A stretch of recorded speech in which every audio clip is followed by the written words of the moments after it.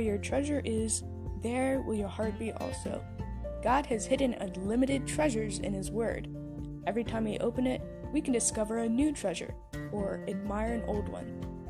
What will we find today? Let's dig in. Here's Carla Early with Treasure Hunt in the Word. Sometimes we think we know what a word means, but the biblical definition of the word isn't quite the same as our culture's definition. I remember the exact moment I figured out what biblical hope means. I want to share with you my first treasure that I found in the Bible, the meaning of hope. It was in college when I first found out what biblical meditation is.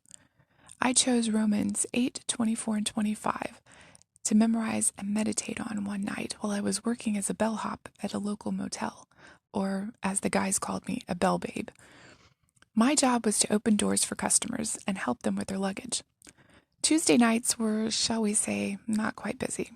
It would be 4 hours of me staring out the door, waiting for someone to come.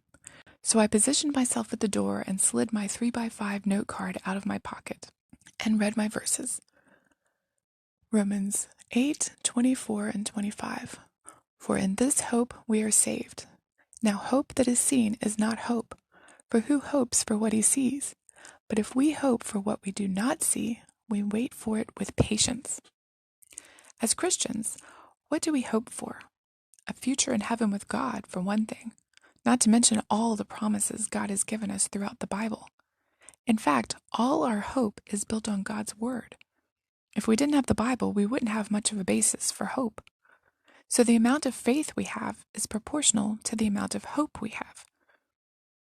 Say I had a test the next day. I hope I would get an A on it. If I hadn't read the material or studied, my hope for an A would mostly be wishful thinking, something I desired but didn't necessarily expect. In fact, if I did get an A, I probably would be a little surprised. But if I'd read the material, paid attention in class, studied for a test, and knew my teacher well enough to know what kind of things she'd put on the test, I didn't just have a desire kind of hope, but I'd have the hope that expects an A. In fact, I'd be quite surprised if I didn't get an A. That's the kind of hope that I had for heaven. Not that I'd worked to get there, but that Jesus had already done all the work. And since I knew Him and knew for sure His promises were true, and I had in fact already experienced the truth of His promises in my own life, my hope was not just a desire of a remote possibility. It was a confidence that God would keep His promises for my future. It was my anchor to cling to when things weren't going well. I was looking forward to heaven. My hope was an anxious anticipation, not a vague possibility, but a sure thing. Hope that is not yet seen is real hope. But as we stand upon all the promises that have already been fulfilled, we can easily reach out for the ones we know will be fulfilled.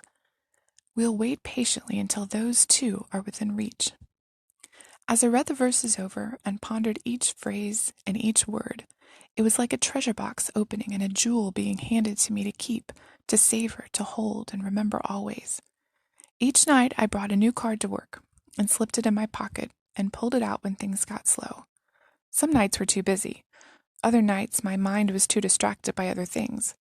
But when the other guys complained about slow nights and doing nothing, I smiled and remembered the treasures I was accumulating because of those slow nights.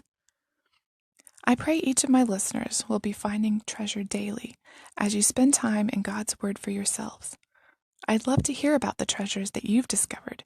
You can contact me at treasurehuntintheword@gmail.com. I'm Carla Early. Thanks for listening.